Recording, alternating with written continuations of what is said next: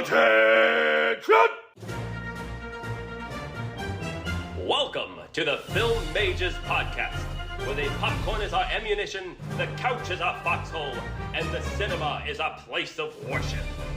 Now let me see your war face. Ah! Boom. And I'm recording. Oh, I'm recording too. Fantastic. Incredible. Hello, guys. Oh, yeah. Hey there. It's lovely to see you.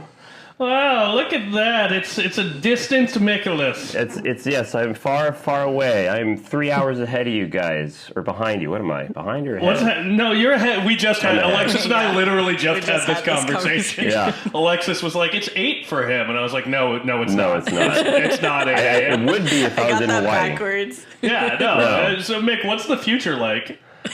Oh, it's about 3 hours in advance of you guys. Really, that's what the future like. It's a bright, beautiful place. We fixed capitalism. We are now a socialist society. Oh, that's beautiful. Thank God. So Wow, get and ready.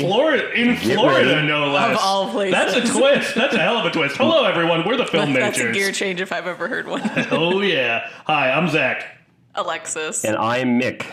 And, our boy Mick is, he's far away in sunny Florida. Sunny Florida. I am in South Beach, Miami right now from my lovely hotel room. I got a wonderful view of the Miami skyline over here. I've never been to Miami before. Really? Because I thought your uncle Ron DeSantis lives there. No. No, That's who you're not my visiting, uncle. right? No. You're visiting he's more of like a family friend. No, Ron DeSantis is my aunt. We don't try to let the public know that. Wow, well, listen, Ron, it's 2023. Yeah. We love you, girl. Come out. Seriously. We tell them Fuck you, that Ron during DeSantis. every Passover Seder. Happy Passover, everybody. Yeah, happy This will be Passover. coming out the weekend after. Yeah. It's been so much fun. We're shooting at this resort right now, and because it's Passover, there's just so many Jewish families here, and so while we're shooting at the hotel, you just have this gaggle of kids in yarmulkes just like running through our shot like all the time. Yeah. And they're like always hanging around like, what are you guys doing? You making a movie? Are they asking you what's going on? Yes, they are. Hey, very good. Yeah. God, he's so quick with it. It's so quick. So, Mick, I know that you're working on a film, so you probably haven't had time to watch much. I've watched nothing except for my in-flight movie. Yes, I saw that you watched something on the plane, and what was that? I finally watched Don't Worry, Darling, and I liked it. I think it is a decent film. I don't know why it got the hate that it did. It's not a great film. I think it could have shaved off maybe 20 minutes. I also don't like how you've seen it. Alexis, have you seen the movie? I still have not seen that You movie, still haven't no. seen it. Okay. Well, if you remember in the trailer, there's like all of these clips of very strange happening to like Florence Pugh. And in the movie, not to spoil anything, but like it's just kind of played for dramatic effect, those really weird things. So it doesn't really allude to like the whole mystery, which I don't like. Like it's more like, ooh, look at all these wacky, crazy things, and it's not really explained explicitly what's going on. But yeah, I enjoyed it, and also I'm going to have a hot take here. I thought Harry Styles was good. I don't think he had a bad performance. I kept waiting for him to be bad, and he wasn't. I found him to be like bland. I think he's all right at the end of the movie. I don't particularly like Don't Worry, Darling. I found it to be. I didn't think it was a complete train wreck, but I found it to be very frustrating. What baffled me about your review is you really enjoyed the finale, and yes. I think that's where the movie totally falls apart. Really, I think the reveal is super interesting. Yeah. I don't want to say anything in case you haven't seen I don't know if I really give that much. Well, Alexis hasn't seen it. Yeah, no, let's not spoil that's it. a little debate I had with myself. When the whole finale is happening and the whole movie's blowing up pretty much, I'm on the plane and I quite loudly went, "Oh shit!" I think it's an interesting reveal. I don't think they explore it at all. And I think that the way we get there, I find Florence Pugh to be a super inactive protagonist. Yes, it's well, like I found her the quite information frustrating. was revealed to her in a vision. I'm like, Yeah. I don't care for that. That doesn't make for a compelling movie. I found her kind of frustrating. Like, she was just so. She was just, the only thing she fucking gave a shit about was her relationship. Like, she didn't care about herself really. Like, that was her main goal, was to make Harry Styles happy. And that was just really frustrating. Like, I think that's weak motivation. But then with the reveal, that in retrospect is explained.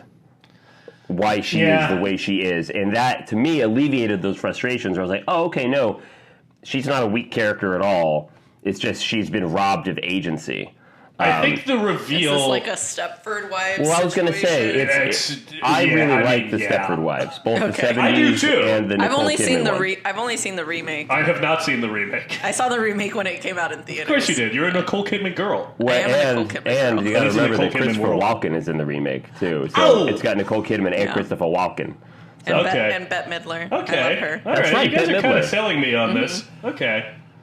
Yeah, I liked it. I thought it was good. And also the costume design and production design were fantastic. Beautiful movie. It looks great. Yeah, really gorgeous. You know what Alexis. they didn't use? Do you know what they didn't use enough, though? Nick Kroll. There was not... Yeah, Nick Troll is Nick Kroll minimally did used not...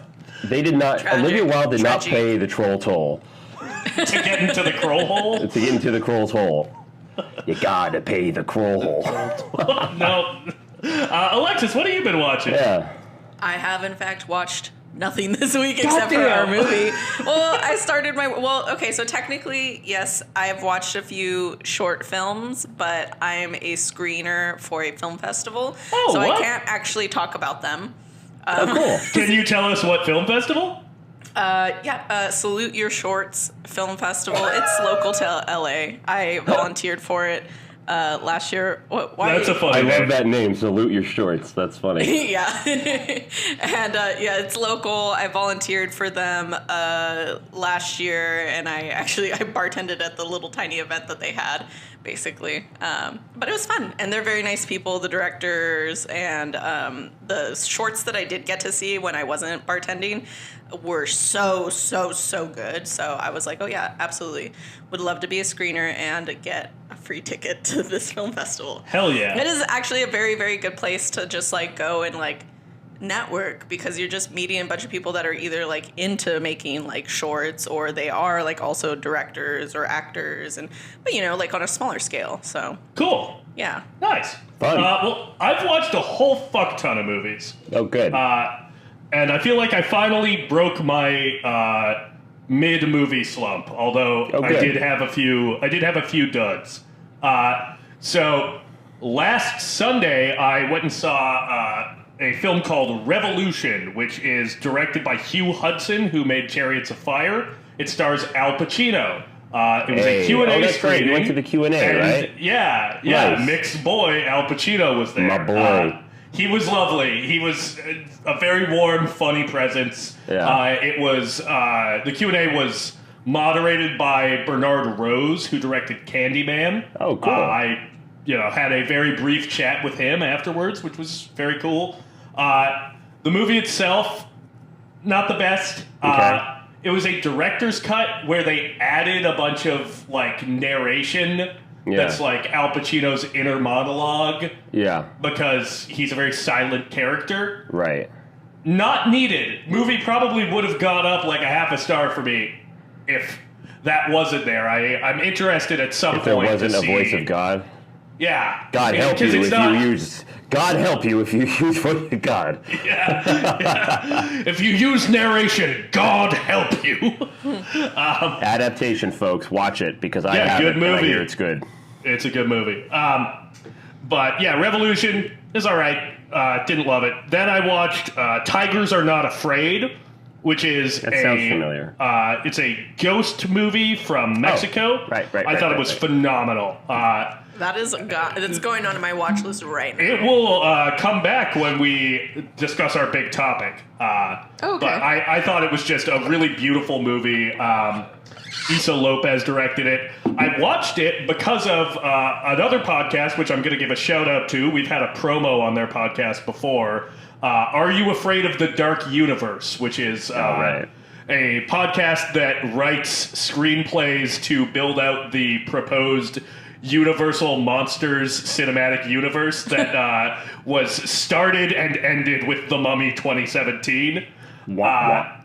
But yeah, they recently did their Creature from the Black Lagoon episode, and one of the films that they recommended you watch before you listen to it is Tigers Are Not Afraid, because their prospective director for this fake movie was Issa Lopez.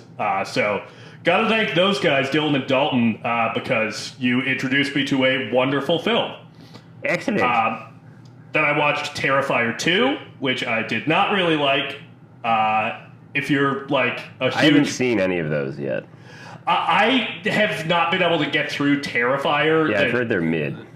Just because the acting in the first one's fucking terrible. It's not great in the second one, but it's better. Because I managed to finish the movie despite it being almost twice as long as Terrifier. Right. They have really impressive gore effects and very creative, brutal, hard-to-watch kills. Mm-hmm. That's about it, though. I feel like they kind of hate women, which I'm not super jazzed about. Yeah. So, you know, it's an eh for me. Okay. Another for me was The Hole in the Ground, Lee Cronin's directorial debut. He's directing Evil Dead Rise.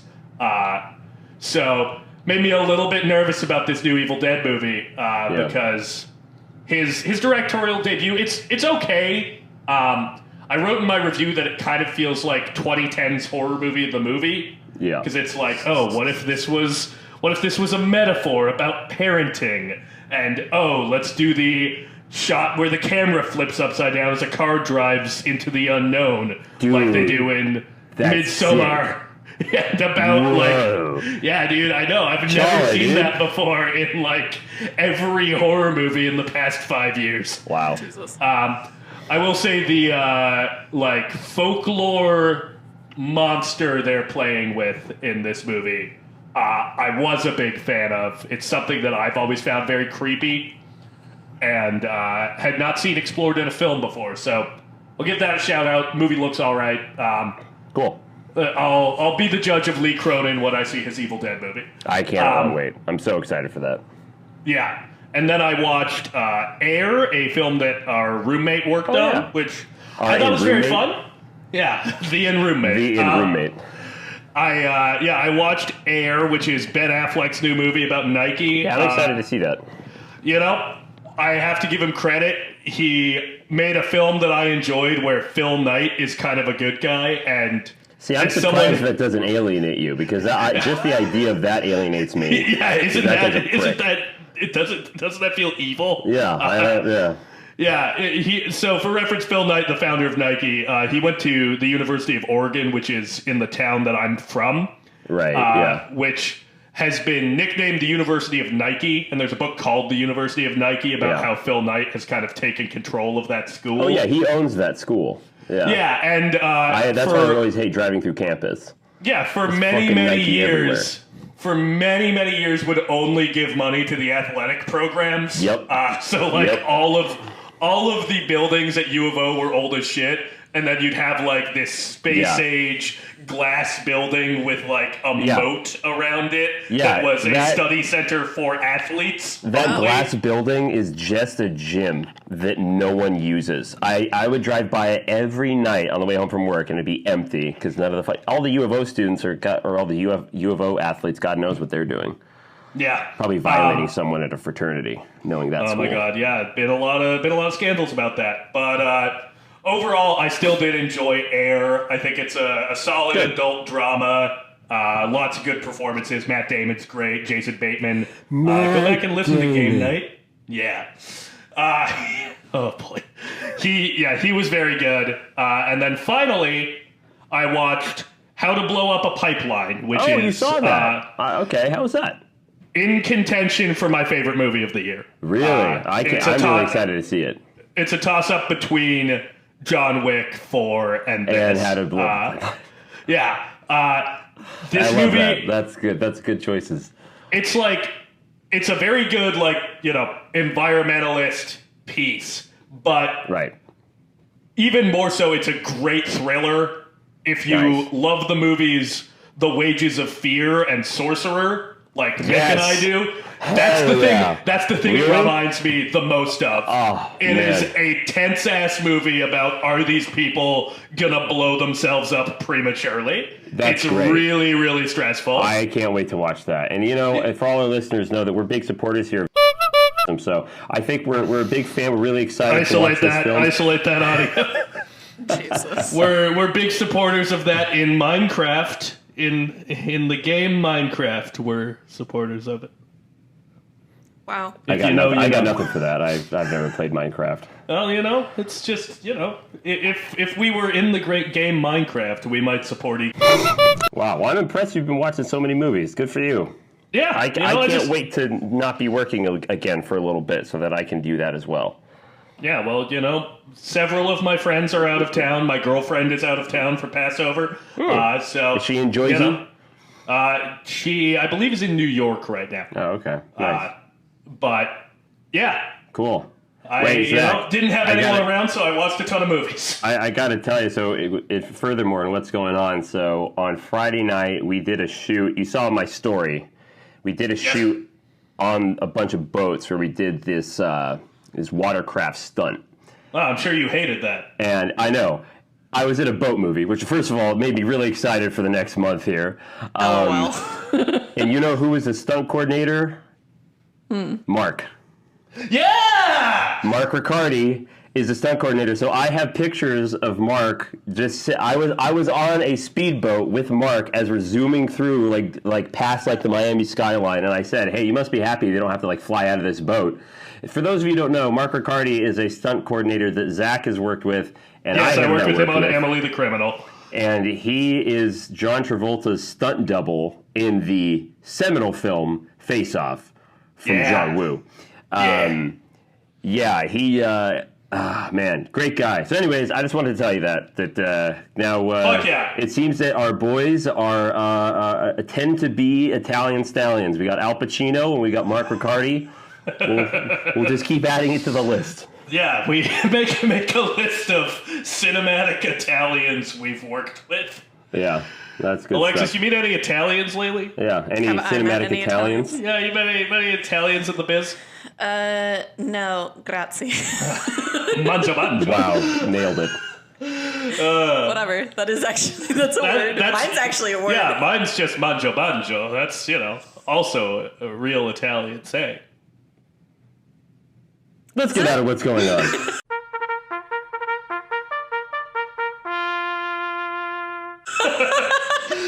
Okay, yeah, that's fair. We want to get into our big topic? Let's Sure. get into our big topic. A big girthy topic. The big, big girthy topic of the girth. day. Like Adam Driver's The fingers. girthest. Okay, so... yeah, that's right. You just gotta say Adam Driver's fingers and it makes her giggle. That's all it takes. Oh, I went to. Can I tell the story really quick? Are we going to manifest Alexis Maricino? It's Alexis Maricino. Hey, how you doing? I'm my Alexis favorite cinematic Maricino, everybody. Italian. Great. Yeah, I'm please done. tell this story. No, it's fine. No, I want to hear Yeah, it. come on, Alexis. You already heard We it care. this morning. Okay, so I went to Ross with your guys' roommate. And roommate? The roommate. And he found this hands. There were two different hands. They're like, you know, like paperweight kind of things, you know? But they were low-key kind of enormous. And he was like, oh, wait, hold on, Alexis. And then he just like grabbed one and then he just like put it on my face and just like gently stroked down my cheek. And he was like, is it like Adam Driver? Oh, God. Yep. and immediately I was like, it is. Oh, my God. Indecent. Yeah. Also, you know, if you want to know what the end roommate stands for, it's Enzo Ferrari, Hey, Enzo it's Enzo Ferrari. being Ferrari. played by Adam Driver. That's right. I'm excited for that. He looks a lot like Enzo Ferrari, actually. I'm really excited. Yeah, no, I can't wait. I'm That's so good stuff.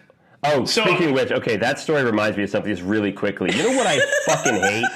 What do you both fucking know hate, buddy? is the waterfall, right? Okay. Oh, the From face Face waterfall? Off. The face Yeah. waterfall. Face off? Sure. Someone face waterfalled me on set like 2 days ago. No! And they didn't even know what it is. Like, No. the makeup artist, Sam, she just like, I turn around and she just goes like, she just strokes my face. I was like, get the fuck out of here. Like, don't ever do that. I hate Such a face off. Don't do that. violation. That is massively, all the boundaries were crossed there. Yeah. Oh my god. Yeah, it pissed me the fuck off. Like, God damn it. You're not even in the game, and you got me somehow. Like, I what the have fuck? never, ever heard of a real person doing Yeah. that outside of the film Face Off, Yeah. except for the one time I did it to you. Yes. No, I've definitely done that to somebody before. But it wasn't because of the film Face Off? Yes. Yeah. Yeah, see, that helps. See, that's, at least you're doing a bit. Yeah. Doing it outside of that, that's fucking freak behavior. But to be fair, I also did not actually put my hand on their face because I myself don't like to touch people. So I didn't actually put my hand on their face. I just like in front of their face, like drifted my fingers down because I was like, I don't want to disrespect you by actually doing this, but I think it'd be funny if I did this. No, you gotta get your fingies up in You there. gotta touch skin to skin. Ow! Maybe if I had just washed my hands, but you know, like no. That's very polite. Or I'm if they trying would to just be. wash their face. That would be nice. Sure. Jury's out on that one. Jury's out on that one. My fingers can be pretty nasty sometimes, so. I'd like to get into our big topic that we said we were going to get into. Yo, like a half hour ago when we said that. Yeah, remember that? Wait a second. Wait, before child- we do that, What? Motherfucker. what is our big topic? Alexis? Best child performances in films. Yeah. Oh, Great child performances in films. I don't know if that's a big topic. It's a topic, but Well, it's a small topic because it's it's a about small children. topic because it's children. Hey, yeah, look at that. Oh, Size come on. jokes. Who is this guy? Who is this guy? Who is he? Is this a gabagool over here? Come on, get out I go, of here. yeah. Alexis, you had one. Nice, Alexis. Good. How's it been staying in the same place as me? Actually, it's been great. We went to Cobra. We did go to Club Oh, Cobra. that's great. Now, getting back to the broad topic, for a not broad man, boy, lad, young lad, Jamie Bell in Billy Elliot. There it Billy is. Elliot. That was a long walk Hey, to get Alexis, there. that was the smoothest segue I may have ever witnessed.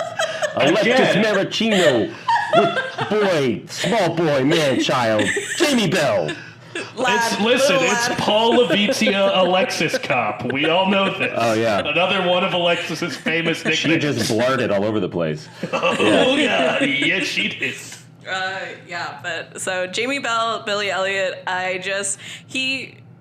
he's so moody in the way that like I feel that all like 11, 12-year-old boys should really be, like Okay. not wanting to do what their dad says and wanting to do something else. So it's like he perfectly encapsulates like that moodiness of that like that age, but also the tenderness that comes with that age. Like when Alexis Maricino over here. He's so tender. Jamie Bell's so tender. That's the boy. you make me sound like I'm cooking him like medium rare. No, because you're a cannibal. We Are all know you this. not? Gotta tenderize him a bit. I do. Jamie Bell Pepper over here. Motherfucker. Jamie Bell Pepper. Oh my god. Boil him, mash him, put him in a stew. No, I do really love that performance as well. As someone who was at one time an 11-year-old boy in a ballet class. But I... That is an image. Don't stop talking. I just got to envision that for a little bit. I want to that say was really good. That was really good. That was a good moment. All right, take it He away, had buddy good boy. feet. The best. No, but listen, my one complaint is that, listen, Billy Elliot's dad, you're going to fucking break the strike so your goddamn son can take a ballet class? Boo. Fuck you. So Boo. where's the solidarity, man? Come on. Hennessy wouldn't But do that. that's one of the emotional moments of the movie. I don't care. You don't break the Yeah, strike. I mean, Roger Ebert really Workers liked of the that world movie. unite. Roger Ebert liked that movie, but he said that the dad's switching gear in that way was a skill issue, unquote. He did say that. I remember that. A what issue? A skill issue. Skill issue. What's that? Well, it's where you lack skill. Oh. And it's becoming an issue. Yeah. Oh. Yeah. It's like Ron Howard in Arrested Development, a skill issue, which is exactly what it sounded like. Yeah. This is good. This is good content. Yeah, I'm feeling it. You look so dead behind the eyes. You look hollowed out. Just bring up Adam Driver's hands again, we'll be good. Large. And she bounced back. Yeah, so Billy Elliot, that's a good pick. I really like that. Great. I have one more that... have you guys ever seen Whale Rider? Yes. Okay.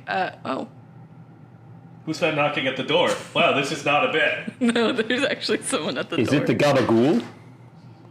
Hey. Nope. So, Speaking of child performances, that was a child. Was that a child? Hey, Yeah, that he was was- a residential child. Yeah, one of our incomplex children was asking if I was doing laundry, which I am not. Did my laundry yesterday. So, Whale Rider, Fucking guys, you guys seen fascinating, it? You guys have seen Whale Rider? I've been missing yeah. out on so much. Yeah, man, I did Wow. laundry. So like Children, was it 2001, laundry. 2002, something like that. I think she received an Oscar nomination. Keisha Castle Hughes. She played a young Maori girl, and I don't know. I remember seeing that movie in theaters with my dad, and I really loved her. I mean, like I felt for her, and there was a lot of. I don't think that there was like a ton of dialogue in places, and so a lot of it was just mainly up to the silence. And I think that, a lot of times the silence is really what makes a powerful performance in some movies with some actors. Like Adam Driver in Silence. Well, I didn't finish that one, so I cannot. Alexis, you have cannot got say. to finish it. It's so I gotta good. watch that movie. A Jesuit priest is just not. It's not fulfilling your fantasy. It's the robes are so ugly. She's like, I just- can't get off to this. That's not true. when you Wait, Alexis, when you what's not can true? get off to it? Alexis, what's not true? You can get off to it, or she's like, Alexis Marachino's like, no, I got off to it. I take everything. I had to turn it off because I couldn't stop getting off. It's ruining the movie. It's disrespectful. Yeah. I love how I'm shouting this in my room right now to no one else. It's just me shouting these words. I bet my neighbors are a huge fan of our show already. It's like a monster fighting with itself. I Yes. feel really uncomfortable with this line of questioning, considering we're talking about children's performances. So yeah, you were saying about Whale Rider. Was this ever going to go well? Was this ever going to go well? Never. Nope. Anyways, Whale Rider, great movie, great child performance. Yay. I'm done. Mick, you got Please go. anything? Have what? Children. A child. No, I don't have any children. Well, that you know Oh, of. but yeah. Child performances? There it is. Sure. Yeah, I got a few. First of all, the one that comes to my mind immediately is Dakota Fanning in War of the Worlds. Nice. Oh, Now I thought that- of her in I Am Sam. Huh? I Am Sam. I've never seen that. I don't think I saw I've also that. never seen that. I don't know that we would want to maybe watch it anymore because it's a, It's the performance that gets referenced in a certain monologue in Tropic Thunder. Oh, really? Yeah, Sean Penn in that movie. Oh! Yeah, isn't that yeah, where he Yeah, plays we it, all where know. Sean Penn is Cajun in that film. Oh my god.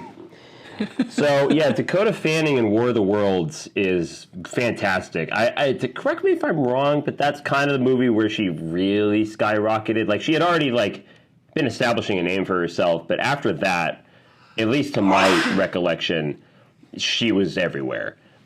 Just when she's in the backseat of that van. Have you both seen War of the Worlds? I've seen War of the Worlds. I saw it when it came out, so it's been a long time. Yeah, it's when the aliens are first starting to attack, and the van is on cruise control, and because because Tom Cruise is driving it. Yeah. And they're driving down, and the girl, she's in the back seat, and she's like legit like, what is going on? Please tell me what's going on. And you just see the fear in her eyes, and she starts crying.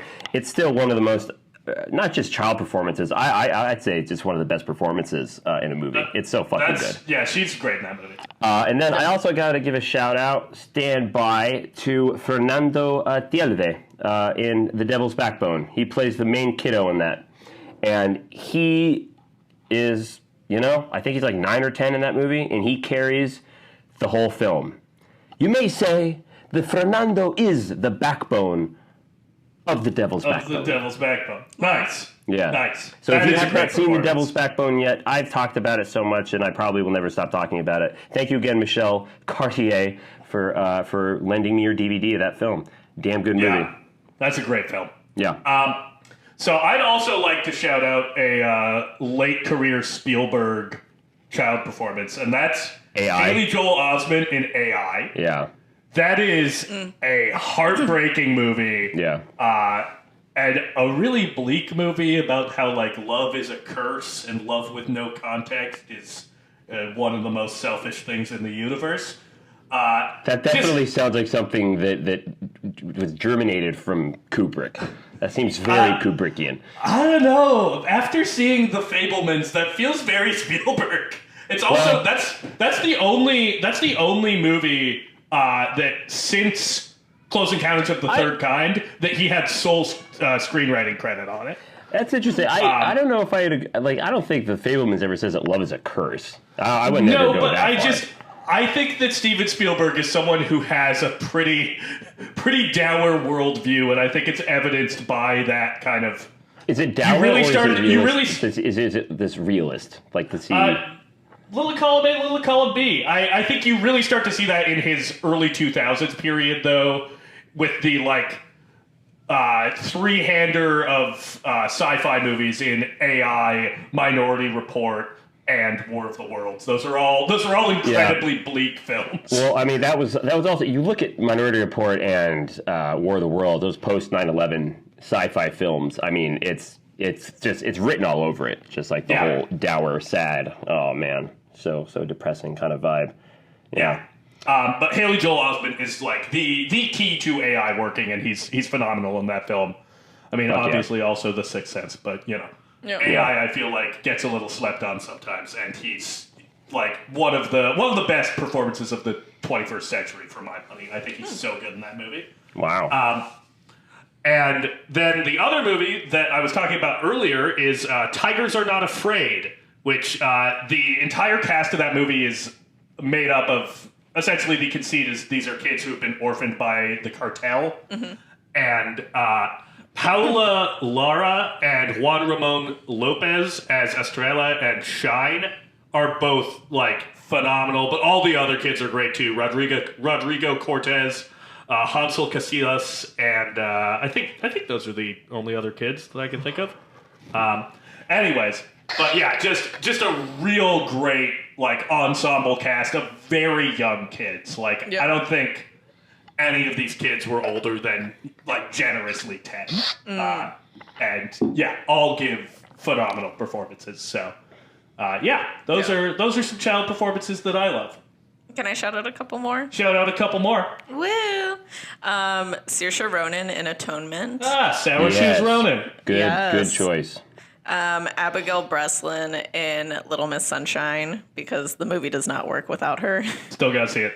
Oh my god, I cannot believe you have not seen that movie. You think the movie doesn't work without her? No.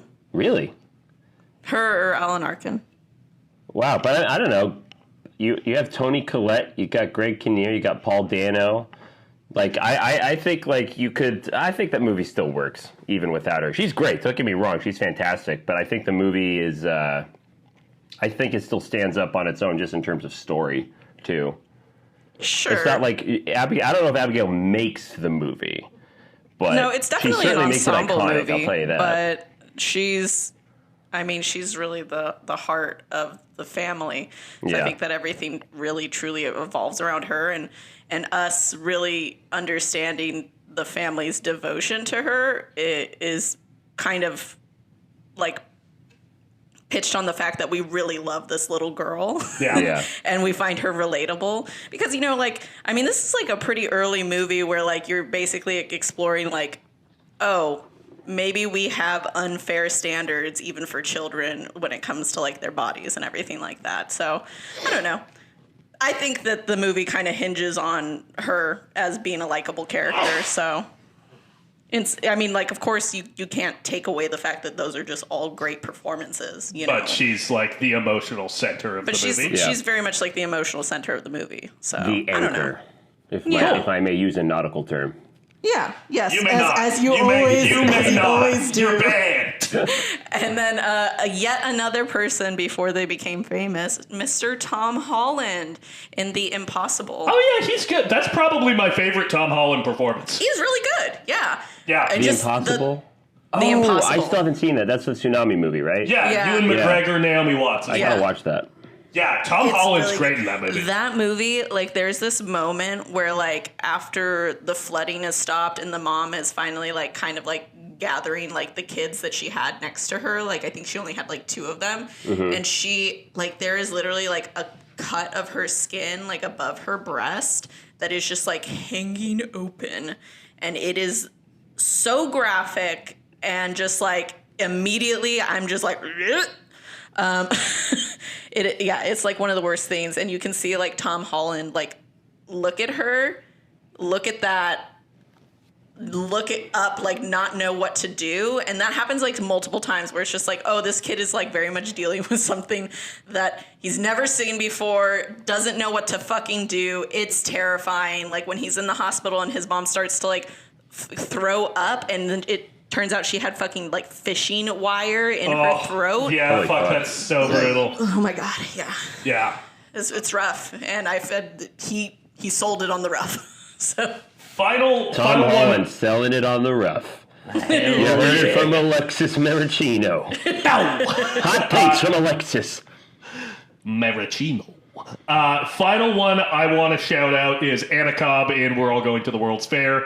Go back, listen to our episode. She is... I mean, that movie is truly entirely on her shoulders. Yeah. And I thought it was one of the best, if one of the best performances of last year. So, some other child performances that I would... Mick is dabbing. What? Mick's dabbing. He's dabbing on them. I didn't dab. What the fuck are You you talking just about? did. I did. Don't gaslight. Alexis, Don't did I fucking dab? gaslight me. let's not argue about this clearly visual medium that we are engaging in. Oh my Alexis, god. Alexis got my back. Nobody's helping me. Another movie with great child performances. I'm not even looking. That I pointed in the wrong direction. Yeah, you did. I was the like, computer's right I there. don't know about this. I don't know about the eye line here in screen direction. Anyways, Can you imagine me School on of set? Rock is our movie. Jesus. Okay, Zach, Great. stop trying to keep us on the tracks. I don't like it. I hate it. I'm This sorry. isn't a Hot Wheels situation, okay? We It can could go be. off track. Yes, It could be a Hot Wheels Alexis, situation. I love you for saying that. I'll have you know, Zach, that Hot Wheels are cool. Okay, I got a bunch of Hot Wheels in my closet. Which Yeah, makes I me know, a cool dude. guy. Alexis my- knows. Good lord. Do you really have Hot Wheels in your closet? Yeah, You can find out because he's the coolest because guy. I'm the coolest guy. Wow. Yeah, That is actually kind of impressive. Yeah, right. Isn't that cool? See, Do you have like any like really cool ones? of course. Like specific okay. So, School of Rock. I'm so fucking done with you two. How am I getting ganged up on when Mick is on another coast? This is fucked. Hey, I'm I on don't the know, East Coast. you know, I Alexis just- is on the West Coast, and you're still getting sandwiched.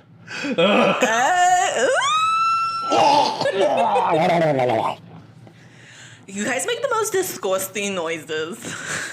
What the fuck was that? I think I'm pleasant. Do you? I do. Do you, boo? You think you're pleasant? Do you? You think you're pleasant? Okay. Okay, guys, let's Okay. keep this on the tracks, all right? We're talking about School of Rock. So, School of Rock.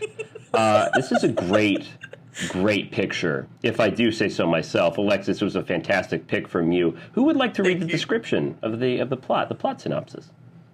Oh boy. You know what? Maybe I bet you I can do it this time. Come on, Oh, Alexis, no. do it. I got it right here in front of me. Alexis, let me read it. Alexis wants to read it? All right, I'm passing it over. Okay. Passing it over on Passover. All right. Nice. Gang, gang. 2003 film directed by Richard Linklater. The Big Link. School of Rock. Overly enthusiastic guitarist Dewey Finn, played by Black Jack, gets thrown out of his bar band and finds himself in desperate need of work. Does she know what she just said? What? She doesn't know what she just says. No, keep Dewey going. Finn? No. Played by Jack Black. Now you're good. Not what you said. You said Black Jack. You said Black Jack. Sometimes my mouth gets ahead of my brain. That's a good Cajun accent you just had. I like that. Oh my god. Okay. Keep going, please. Great. Posing as a substitute music teacher at That's not true. He's a temp. At an elite private elementary school, he exposes his students to the hard rock gods He exposes himself to his students.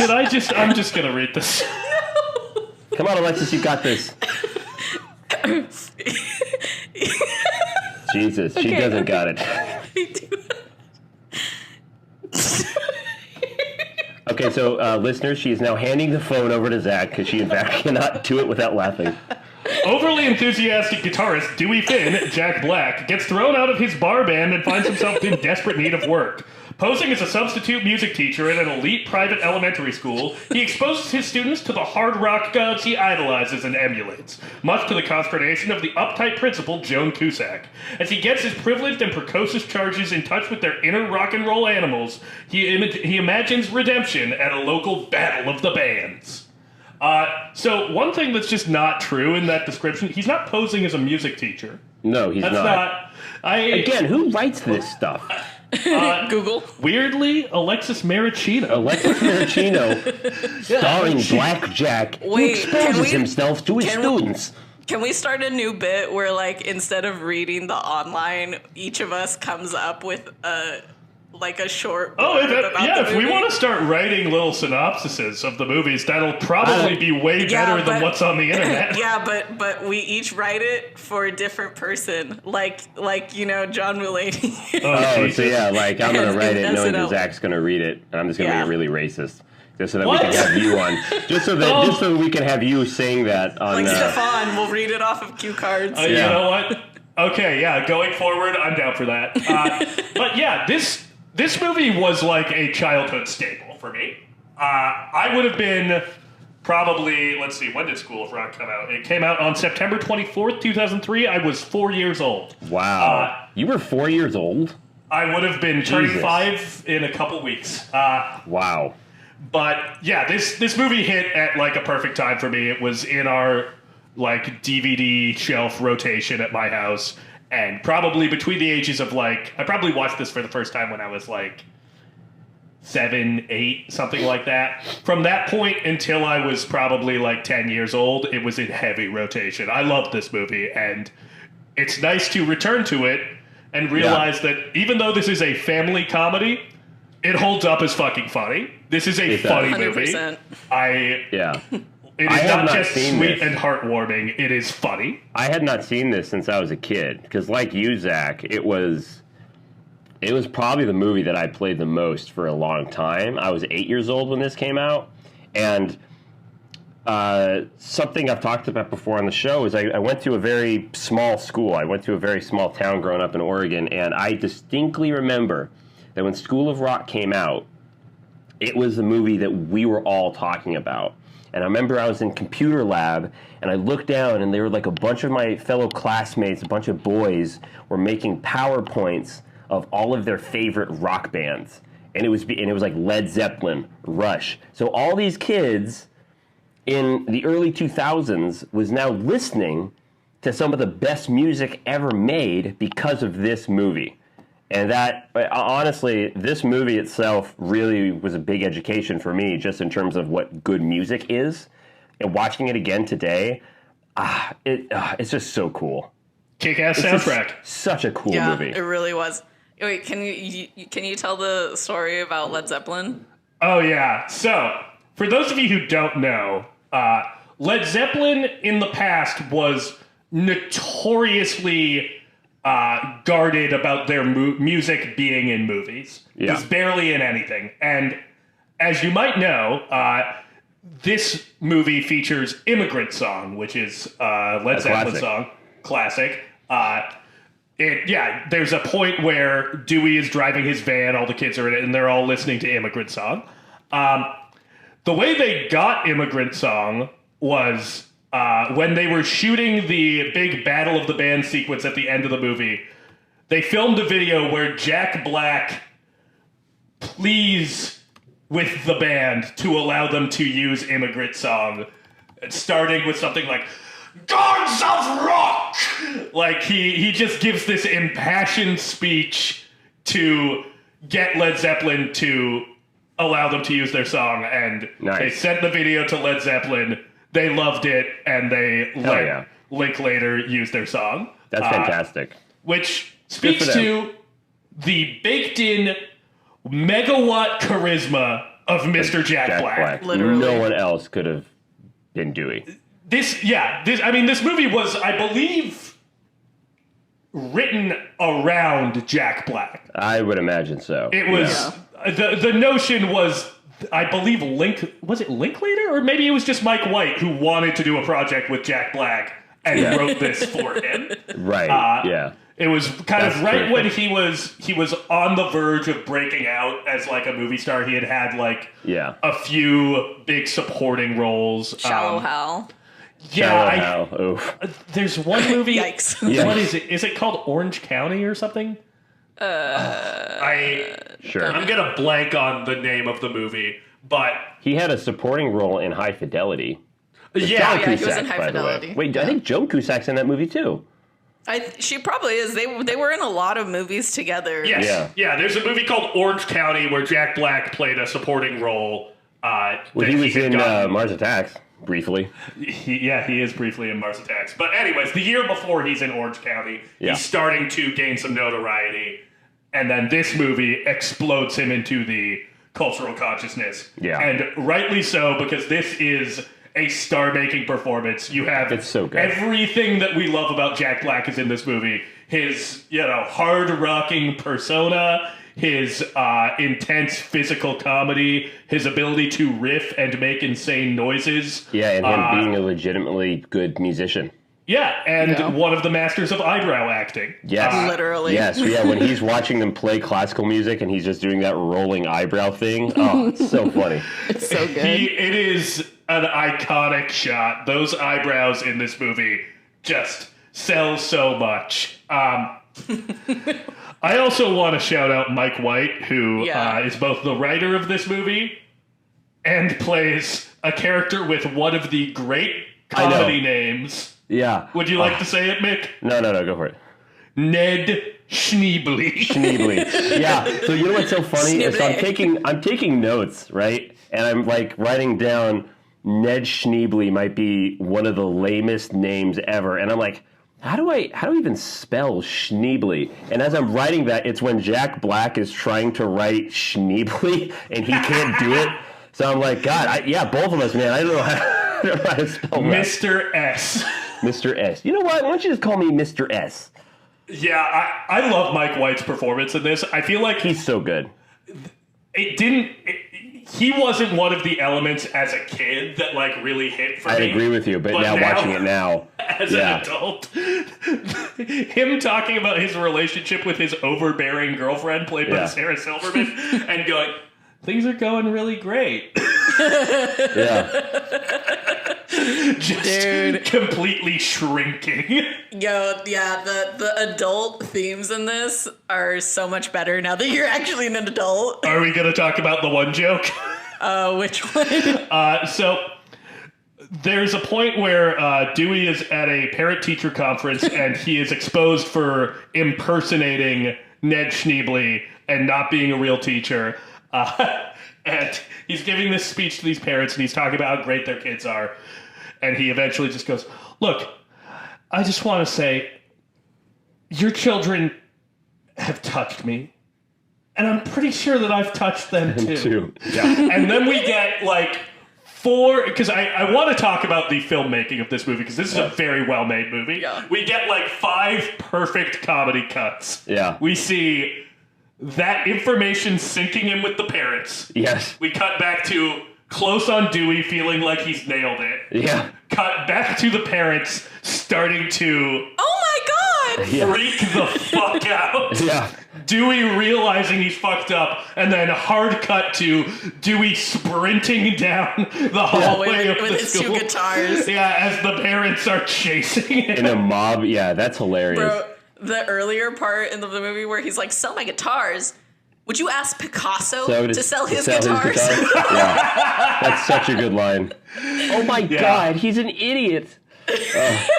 Sarah Silverman's also great in this She's movie. so good. And kind of Loki a Fox. One of my absolutely, favorite lines 100%. though is Mike White, what's his name?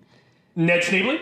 Yeah, the actor. Yeah, Ned Mike Schneebly, White. where he's like, Dewey, I'm not a satanic sex god anymore. I'm a working stiff. And that's cool. Like, the way he delivered that was perfect. Yeah, no, I agree with you. Rewatching it now as an adult, I'm like, God damn it, this is an underrated performance right here. So good. Yeah. I'm glad that Mike White is... I should watch The White Lotus. He's finally kind of getting some recognition for the show that he's written. Yeah. The White Lotus. So, Alexis, what speaks to you about this movie? Because you were the one who made the great call to select School of Rock. Yeah, I think I was just having a, oh my God, Jack Black, we love him moment. I think that was generally just what great kind of moment to have. Also, on the couch last night when me and Zach were watching this movie, I can't remember how exactly this got brought up, but I was like, high-key, Nacho Libre is pretty racist, but I love Jack Black. Nacho Libre is a great movie. I've never seen Nacho Libre. Yeah, I need for Zach to watch it so that he can know what, the context of Chancho. Sometimes men just need to wear a stretchy pants. Yeah. I just need him to know. Yeah, one of my exes, she was Mexican, and she told me that Nacho Libre, yes, maybe a little problematic, but it's been fully embraced and fully adopted by the Mexican community. This was the conversation that I was having, because Alexis was talking to me about how this movie's low-key racist, but she still loves it. And I was realizing I've had this exact conversation with a different friend of Mexican descent. Well, they shot that movie in Mexico. Yeah. It was a Mexican crew. I think they shot in Oaxaca, I think. Oh, love it. Yeah. Loving for it. Which is really cool. Yeah. Lovely. Yeah, that's fucking no. So basically, Jack Black could probably he's the most lovable part of the holiday, which everybody agrees is like a C movie. Yes. But I love that movie because I love Jack Black. So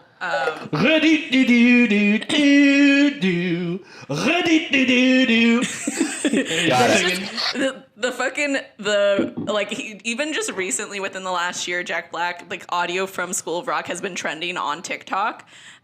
So it's been a lot of people doing the now touch me, babe. Shaka-ka-ka. Don't you see that I am not afraid? Shaka-ka-ka. Lawrence is good at piano. He shall be rocking in my home. Shaka-ka-ka. Okay, wait, stop. You're perfect. That's perfect.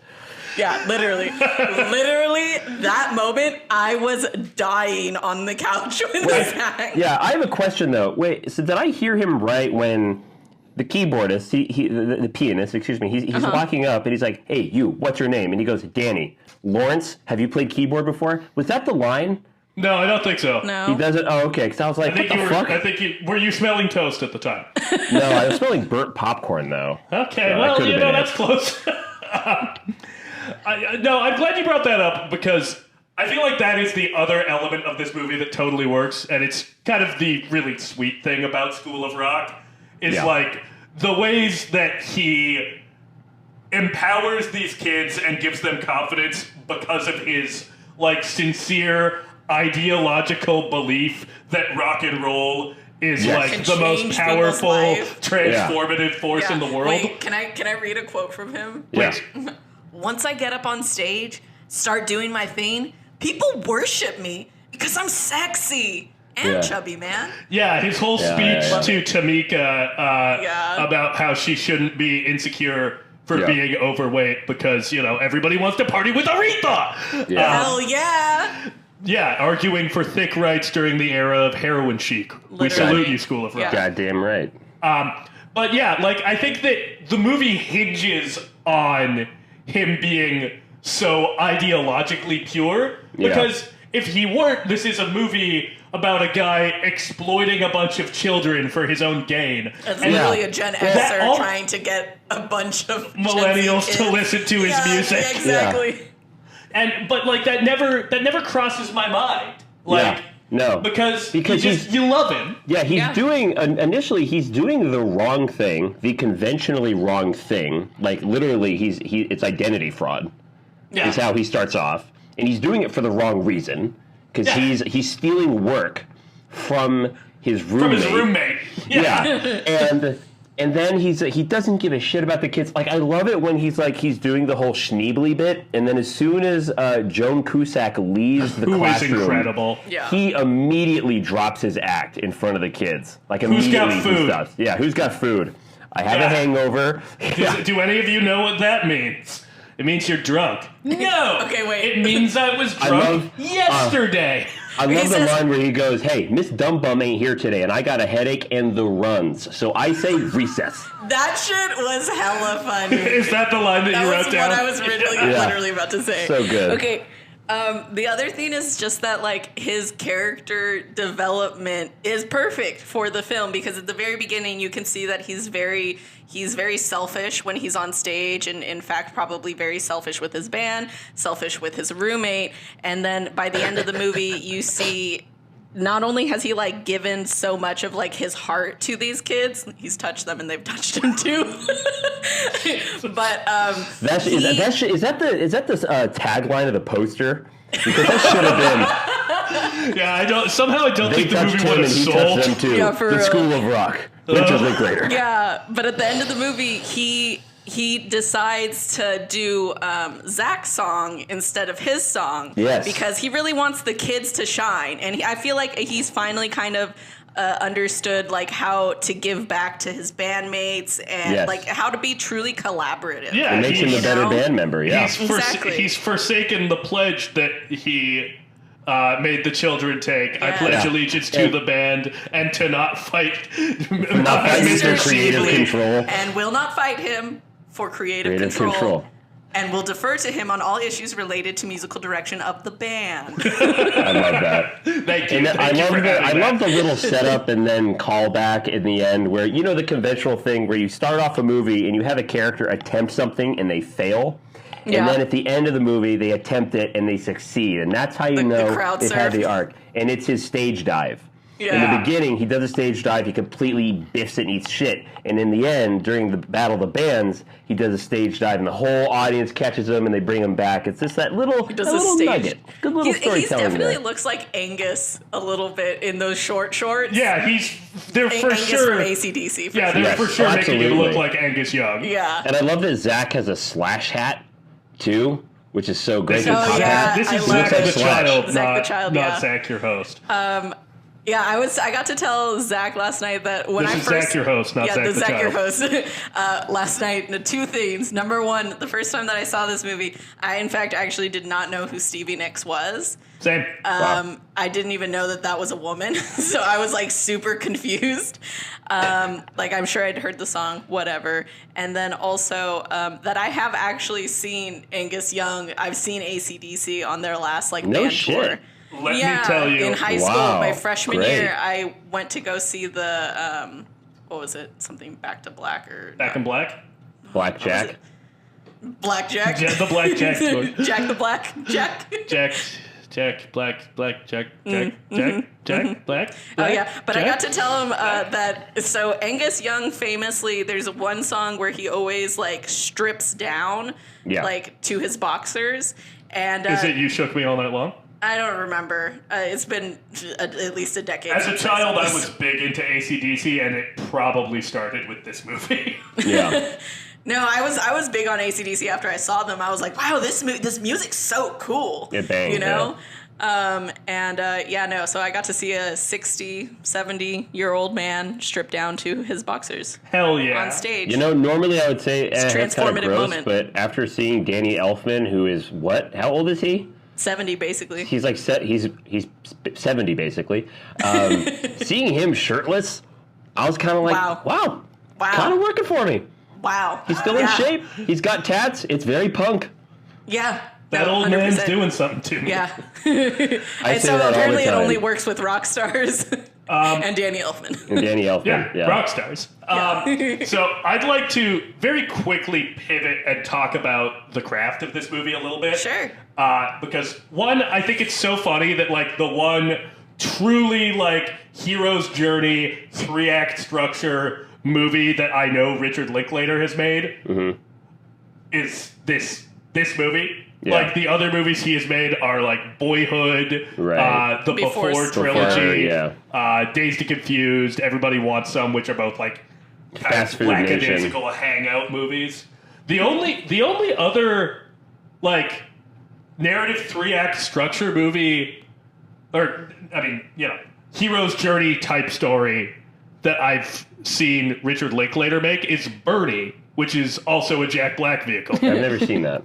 That's a good movie. But I think that he brings so much to this movie. I love, even at the beginning, how he introduces his title card and Jack Black's title card as band posters in this bar. That's great. But also, I think this movie just looks great, and I think not to be a film bro about it, but I think it has a little bit to do with the fact that we shot everything on film back then. Yeah. Because you had to be more attentive to how you lit things, because film is a pain in the ass to shoot on. Yeah. And, you know, I think these days, like, you know, a studio family comedy, one, doesn't really get made. But two, if it did, it would not have this level of craftsmanship, I don't think. Yeah, I agree with you in that. Well, first of all, I think I want to give a shout out. This movie has excellent use of Steadicam. Really, really good use of Steadicam. I mean, so often in this, like, when you first see them playing together, the kids, you start on the pianist, and then you go to the drummer, and then the camera is just sort of revealing it until it becomes, then you see them all together. And just the use of the camera is almost telling the story of, like, we got this, we got that, we have this, and that, and now we have a fucking band. We just kind of see it come together. It's locking you into Dewey's perspective. Yes, it's You're very realizing cool. it along with him. And then also, not just visual crafts, but also just the storytelling here. Something that, this is going to make me sound old, but I, for one, am very thankful on a rewatch of this that I was of the age that this was basically made for our age group, kids. Because this is such a good kids movie, because this movie, you could argue the goal is to, what Dewey does is he empowers these kids, he teaches them to stand up for themselves and to believe in themselves, and most importantly, to stick it to the man. Hell That's what this character does to these kids. Well, I mean, you know, I don't watch new kids movies, so I can't really speak to if they still have lessons like that. But I was just watching it. I go, I that is such a good story for kids. Like, you can have a movie aimed at 7 through 12-year-olds that is narratively rock solid, damn good script, damn good characters. You know, you don't have to, it's for kids, therefore you can phone it in. I mean, that's exactly what Mr. Rogers was always talking about, why he was always taking his television so seriously, is because their minds are so impressionable, we have to try 150% in order to tell a properly good story, because these kids deserve that.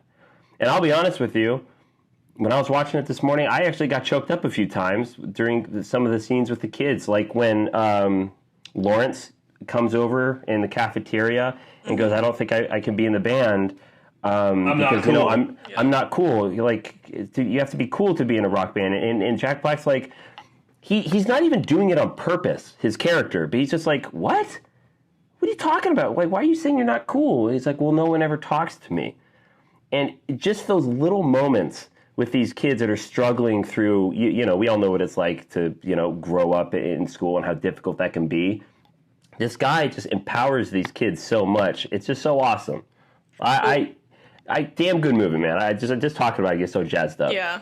I honestly almost teared up a little bit on the music section at the very end, like where they're doing the finale, The Battle of the Band song. Yeah. Like I was just like, oh my god, this scene is as good as I remember. Yeah. Like it really, like It's so good.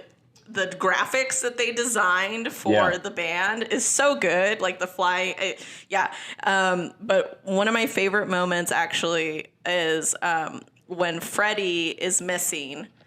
When they're trying to audition for Battle of the Bands originally, and he was in a van with like some adults, and they're like playing cards and and he's like, and he literally like gives these guys like a dressing down, like, you guys can't fucking act like this, you know, he's just a little kid, you guys got to be better. You have to be role models. You have to be role models, yeah. And then like when he walks away with Freddie's like, dude, what the fuck? Like I was just having a good time. I'm just like hanging out with rock stars. And he's like, those guys, those aren't rockers. Those are fucking posers, you know? Like I like how Alexis is adding the F word to everyone's line. They're not fucking rock stars. It's my spice, okay? It's the Alexis Maraschino flavor. Yeah. It truly is. But yeah, no, he's like, those guys aren't rock stars. They're posers, you know? Like, that's not what being a rock star is about. Like, it's not about what you think it is with the girls and the drugs and the, you know? Like, it's about the music. It's always about the music, you know? Right. I love that he always comes back to that. That does remind me, though. I want to shout out a few really funny lines from the kids. There's the sequence where he's asking the class what rock and roll is about, and one of them goes, scoring chicks? No! Getting wasted? No! Sticking it to the man? Yes! Yes! And then there's a bit where the two... oh, God, what's their job? I think they're roadies. Yeah. The two girls who are supposed to be coming up with the name of the band. groupies? No, those are groupies. No, not the groupies. No, they are. They Oh, work are the back with groupies the making one the that name. are supposed to come up with the name of the band? Yes. Groupies. Okay. Well, they're working on the name of the band, and they're talking to him about it in the cafeteria, and Joan Cusack is near him, and they're like, "What about the Bumblebees?" No, it's too soft, and like they Too give sissy. one other name, and he's like, "No." As he's walking away, one of them goes, "How about Pig Rectum?" I love that. Joan Cusack like looks at him, and he goes, "It's for a science project." For a science project. That's great. Yeah, and then finally, possibly the funniest line read in this whole movie, where he's asking the class after he's had them tell him off because he's the man right now. He's asking them what makes them mad, Oh, yeah. and one of them goes, "You. All right, okay, we're done with being rude to me. You're tacky and I hate you. You're all right, tacky and I hate you." You see me after class." It was so cute. Yeah, I the love kid that who designs the outfits is Billy. fucking hysterical. Yeah, it's hilarious. But yeah, anything else, Alexis? Yeah, I love Joan Cusack in this movie when She's great. Just like when they're sitting down at this like clearly like a punk bar or something, you know, and she's just like, "I've never been on this side of town." Yeah. Like, yes, we can see We can that. tell. Also, she does some of the best drunk acting I've ever She's seen. So great, cute. yeah. After that scene where she's having a rant about how all the teachers hate her. They hate me. So that's not true. No, it is. I'm a big Mouths, bitch. Bitch. No. Yeah, I am. A big one. Yeah. These parents are so brutal. That's another thing I love is that Mullins like really does just seem like, you know, the most strangely severe woman in the world. Yeah. You get that early scene where she's trying to discipline a child in like a That's compassionate so way. funny. She's like, just try to be So a little funny. more considerate. And the girl starts Conscientious. crying. Try to be more conscientious. Conscientious, the little girl And starts crying. she's Oh my God! towering over this girl. And she's like, "Do you want a hug?" And then she like screams. "Ah!"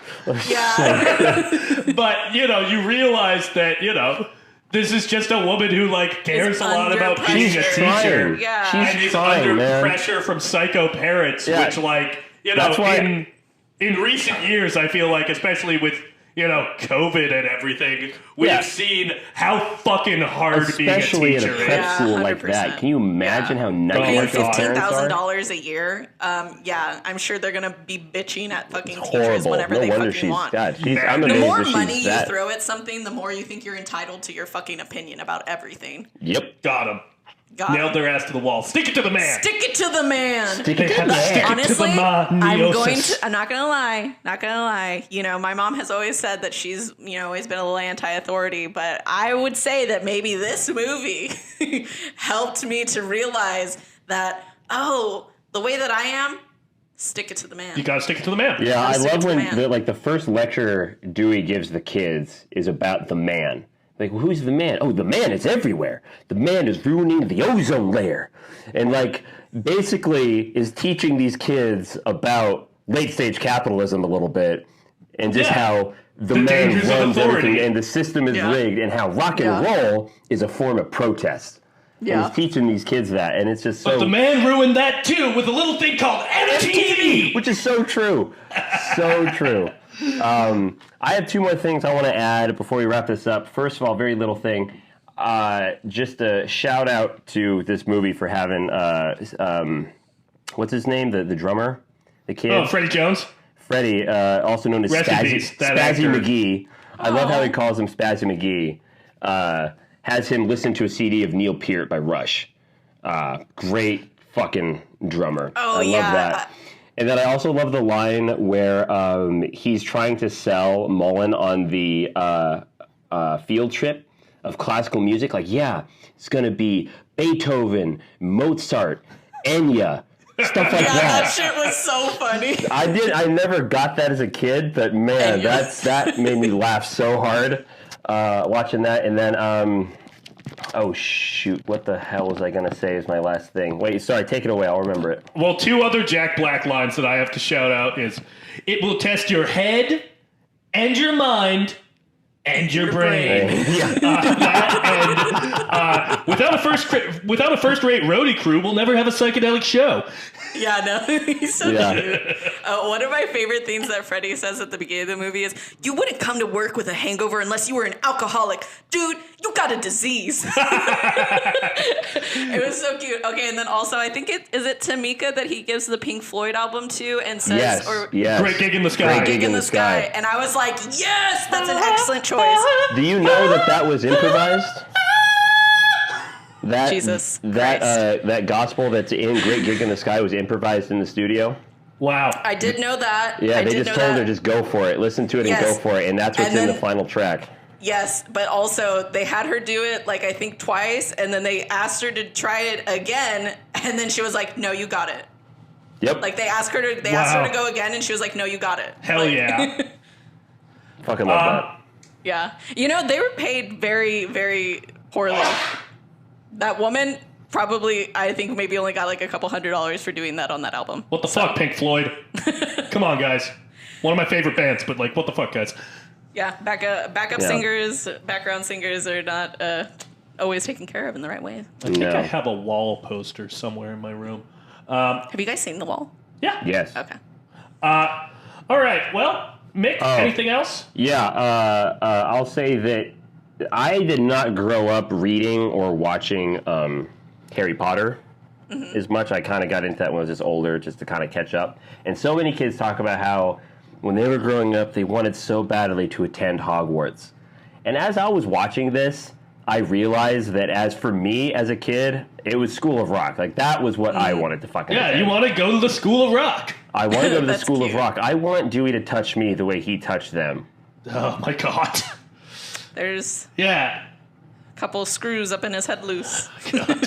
But no worse than what's going on in your parents' bedroom. A couple of screws up in his head loose? Yeah. But no worse than what's going on in your parents' bedroom. Stop it. Stop it. Mom spaghetti. Also, did you recognize check out the big brain on Brett in fucking School of Rock? When? The guy who runs Battle of the Bands is Brett from Pulp Fiction. Oh, yeah, it is. Yeah. Oh, wait. I did have another thing. That's Brett. I'm so sorry. The guy who played Spider. What? Oh my God. I love how he's like to Mullen. He's like, yeah, you're hot. She's like, what? Are you warm? Is it warm in here? Yeah. So good. Yeah, when they're like in the actually like doing their song and he's doing like this slow like turnaround with his hips and I was like, oh God, man, get off stage. It's pretty disgusting. I'm hot sick. I was like, I'm hungry. I think they like painted his leather pants on. Yeah. Well, great. Alexis, this was a wonderful pick. I'm so happy we all got to rewatch School Rock. What a blast. You're so welcome. Nicholas, do you have a pick for next week? I do have a pick for next week. Well, lay it on us, man. Well, I'm going to go the conventional route on this just because this is something that we've talked about for a while. I think if we don't cover this movie in Comedy Month, then we would have to revoke our film major cards because that's a thing. Next week, we're going to be covering Mel Brooks' classic Blazing Saddles. A 1974 film. You can find it on HBO Max. I cannot wait to watch this and discuss this with you guys. It's so fantastic. Yeah. If you haven't seen it yet, guys, what the fuck are you doing? Excellent movie. Can't wait. And if you want to find that movie, as I said, you can find it on HBO Max. You can find it on our shelf. You can find it on our DVD shelf. If you would like to find us on social media, you can find us at Film Majors Pod on Instagram, Twitter, and TikTok. You can find us on our DVD shelf? Sure. And if you want to shoot us an email us at filmmajorspod@gmail.com. Tell us what's a comedy you love. What gives you the giggles? Yeah. All right. What do you think? Actually, what do you think is a really like inappropriately like not funny film that you find really funny? Sure. I think that's a good one. By the way, has anyone written in anything? Not yet. Write us. Oh, all right. actually. We got to wrap this up. Yeah, this call's about to end. We're definitely going to be getting an email soon, so. Okay, good. Wonderful. All right, guys. Alrighty. Enjoy. I will see you all in a week. This has been a blast. Later. Love you. Peace.